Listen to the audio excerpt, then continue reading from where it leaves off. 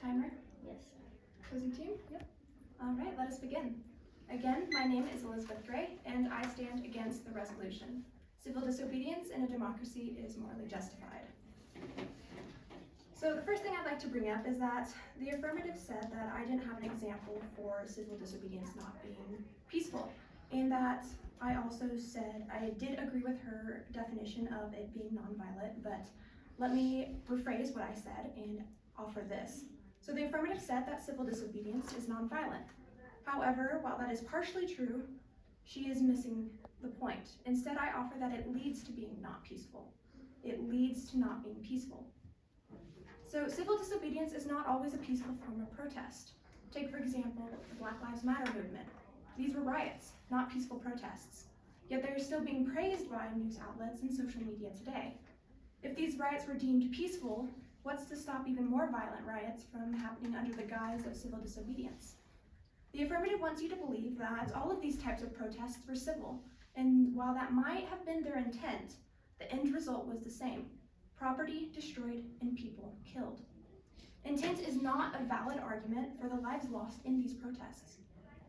So secondly, the affirmative addressed that a democracy is not always moral. However, with my value of government legitimacy, an easier, moral, and effective way to change unjust legislation is through a democracy's government. So you can tag this response as an effective way. An effective way. Quote, unjust laws are made by a democratic legislator and can be changed by a democratic legislator, end quote. Source, Peter Sirberd, who is a philosopher who specializes in the philosophy of law. You can tag this impact as unnecessary. Unnecessary. Like I stated in my second contention that civil disobedience does not work, the legal process is a great alternative to disregarding laws. The affirmative has said it doesn't work and that it isn't always moral, but like I stated earlier, it can, which is all that is needed. While I do acknowledge that the legal process is not always the fastest way to change legislation, the fact that it exists makes civil disobedience unnecessary and completely removes the need for it. The system set in place for a democracy is reliable and used in governments for a reason. That reason is because it works. Next, the affirmative said to refute all of my contentions that civil disobedience does not work. In response, I say it's not useful. Not useful. Civil disobedience is an ineffective way to change unjust laws or make social change. This is because it takes a really long time. Although one side might be anti-violence, the other side may not be, and it can easily spiral out of control. Just because something starts out as nonviolent does not mean that's how it'll end up. These protests may begin without violence, but they often resort to brutality when tensions increase. The affirmative also addressed as a reason why civil disobedience is morally justifiable is because it is a good thing for a democracy. However, my third contention that it has unintended consequences refutes that argument. So you can tag this as the result. The result. The affirmative has said that the result of civil disobedience is good, but that is not always the case.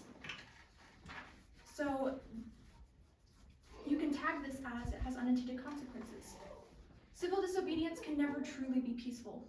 Because there are evil people in the world, these protests will always cause violence and hostility no matter what they are arguing for. This inevitably leads to people getting injured or even killed. That peaceful protest could very well turn into a violent mob.